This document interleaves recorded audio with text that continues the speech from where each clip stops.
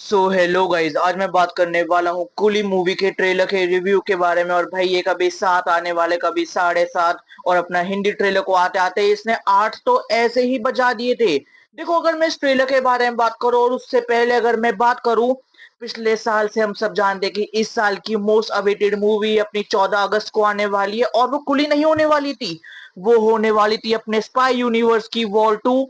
But देखो, अब war 2 से अब अपनी ये कुली क्लैश करने वाली है, और वॉर 2 के टीजर ट्रेलर या सॉन्ग वगैरह जितने भी आए हैं, वो इतने प्रॉमिसिंग नहीं है कि भाई वो अपने सीधा कुली को टक्कर दे।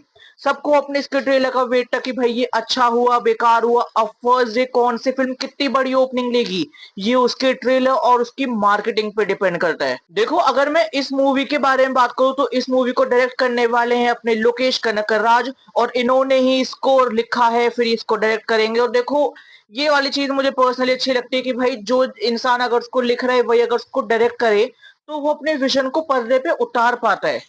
हाँ, इसका सबसे बेस्ट एग्जांपल होता है जैसे सन ऑफ सरदार थी। भाई वो लिखा बहुत अच्छा गया, बट वो पर्दे पे उतने अच्छे से नहीं उतार पाए।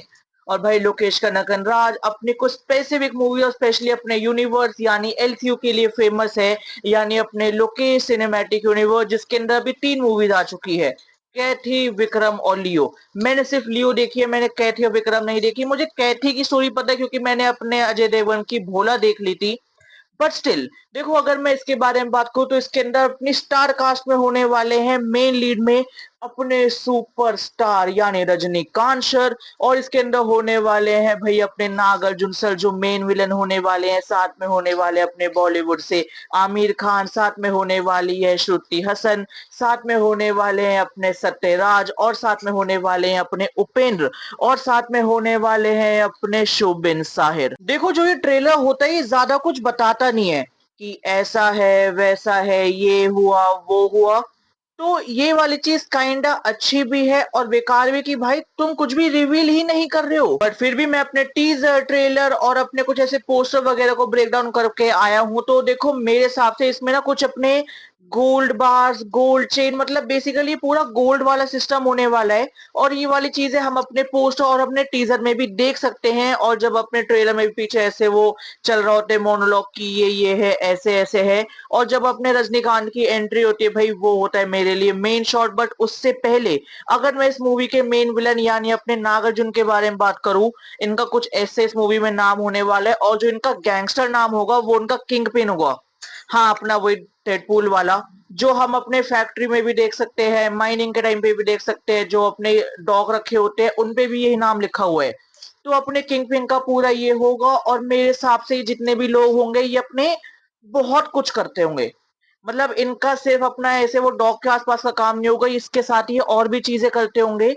और जब अपने नागार्जुन ने ये चीजें पहले करी होगी, तब ऑलरेडी अपने रजनीकांत ने, यानी इनका इस मूवी में नाम होने वाला है देवा, इन्होंने अपने जवानी के टाइम पे इसको हरा दिया होगा जब ये अकेला होगा, और कह दिया होगा जा छोड़ता हूँ मैं तेरे को मारूंगा नहीं। बट भाई जब अपना किंग पिन यहाँ पे बहुत बड़ा ऐसे अपना अंपायर खड़ा कर चुका है, तो अब इसके सामने गोल्ड है, इसका पूरा बिजनेस है, तो क्या ऐसा फिर से क्या हुआ है कि ये अपने उसी कुली को ढूंढ रहा है जो पहले इस कुली से इसका पंगा पड़ा था और ये 1-on-1 में उससे हार गया था।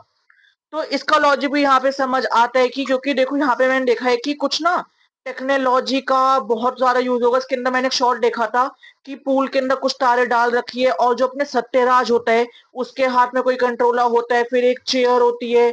तो मेरे हिसाब से ये अंदर अंदर कुछ ऐसी चीजें तैयार कर रहे हैं जो अपने ह्यूमन डेवलपमेंट, ह्यूमन टेक्नोलॉजी के लिए। बट उसके लिए इनको बहुत ज्यादा एक्सपेरिमेंट करने पड़ रहे हैं इंसानों पे। श्रुति हसन वाला शॉट हो, अपने वो खुले वाला शॉट हो, या फिर बाकी शॉट हो, तो बहुत सारी डेड बॉडीज दिखाई गई है, बहुत सारी डेड बॉडीज छुपाई गई है। तो देखो मेनली इसका मतलब यही है कि भाई अपने एक्सपेरिमेंट में जो अपनी डेड बॉडीज आती जा रही है, तो वो लोग यहाँ से मरते जा रहे हैं, बट ये अपने गवर्नमेंट को नहीं पता। तो ये एक इलीगल एक्सपेरिमेंट होता है, उसको कहीं ना कहीं मेरे हिसाब से अपने सत्यराज कंट्रोल कर रहे होंगे। बट जब उनको अपने कुछ इसमें और ज्यादा अपनी इलीगल चीजें पता लगी होगी, जिस वजह से अपने सत्यराज ने होगा नहीं नहीं अब तो मुझे यहाँ से जाना है। जब उनको लड़ते हुए भी दिखाते हैं और उनके पूरे शरीर पे एक बैग होता है, तो उसके अंदर वो सारे पेपर इन्फॉर्मेशन हो गई। बट भाई वहां पे अपना नागार्जुन इनको जाने नहीं देगा, और नागार्जुन अपने सत्यराज को मार देगा। तब अपनी जो बेटी होगी सत्यराज की भाई वो आएगी अपने बाप का बदला लेने और वो कहेगी मैं ये अकेले काम नहीं कर सकती। मुझे कोई ऐसा इंसान चाहिए जो अपने किंग पिंग का नाम सुन के यहाँ पे ना डरे। तो अपने श्रुति हसन कॉल करेगी सीधा अपने सत्यराज के दोस्त को यानी अपने कुली को यानी अपने देवा को। और जब ये वापसी आएगा तो भाई अब इसके पास यहाँ पे 3 मकसद होंगे। पहले अपने दोस्त का बदला लेना, दूसरे अपने उसी दुश्मन को जो ज़्यादा पावरफुल हो चुका है उसको हराना और तीसरा इसके जितने भी गलत धंधे हैं इसको गवर्नमेंट की नजरों में फिर से इलीगल बनाना। और फिर उसके बाद इसके अंदर ऐसे कुछ और शॉट दिखाए गए कि जिसमें अपना नागार्जुन होता है तो वो बहुत ज्यादा ऐसे टूट चुका है, वो बहुत ज्यादा डरा हुआ है, इसके चोट लगी है बट वो फिर भी सामने वाले को मारने को तैयार है। और एंड में बिल्कुल एक शॉट आता है जिसमें दिखाते हो बहुत सारे टीवी के आगे खड़े होके दुखी होके परेशान हो चुका है। तो ये मुझे थोड़ी विवेगम वाली फीलिंग दे रहा था कि दुश्मन इतना ज्यादा स्ट्रांग है कि भाई अपने हीरो को और ज्यादा स्ट्रांग चीजें यहाँ पे करनी पड़ेगी। और देखो मेरे हिसाब से इस ट्रेलर में इतना ज्यादा कुछ है नहीं। अगर तुम लोकेश कनकराज राज को जानते हो तो भाई ये बंदा अपने ट्रेलर में ज्यादा कुछ रिवील करता नहीं है। हालांकि यहाँ एक बंदे का कैमियो होने वाला था, उसने इसको ट्रेलर में दिखा दिया। यहाँ पे रोहित शेट्टी को फॉलो कर रहा है, I don't know why. But हाँ यहाँ पे अपने आमिर खान का नाम दाहा होने वाला है और मेरे हिसाब से ये एंटी हीरो होगा।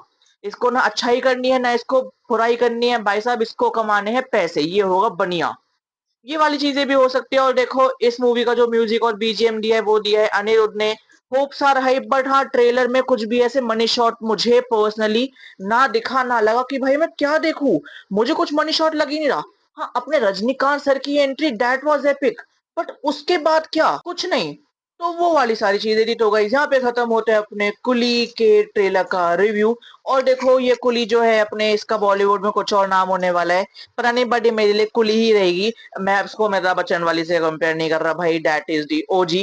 तो guys, यहाँ पे खत्म होता है इसका रिव्यू। और अगर तुम अपने रजनीकांत सर के फैन हो तो मुझे प्यार बांटो। बाकी तुम बताओ मुझे कमेंट्स में कि भाई तुम किसको देखने वाले हो पहले, अपने कुली को या वॉल टू को। अगर तुम मेरे से पूछोगे स्टिल अगर मैं ट्रेलर वाइज करूं, मुझे जो ट्रेलर ज्यादा प्रॉमिसिंग लग रहा था मुझे वो अपना वॉर 2 का लग रहा था। तो हाँ डेफिनेटली 14 को अपना मैं पहले देखूंगा वॉर 2, फिर मैं देखूंगा कुली और उसके बाद मैं देखूंगा ये तेहराम। और कुछ भी अगर उसके आसपास आ रहा होगा तो सारे जहां से अच्छा अगर उसका भी टाइम मिल गया तो ये सब मैं चेकआउट करने वाला हूँ। बाकी जल्द मिलते हैं एक और नई वीडियो के साथ। Bye bye guys.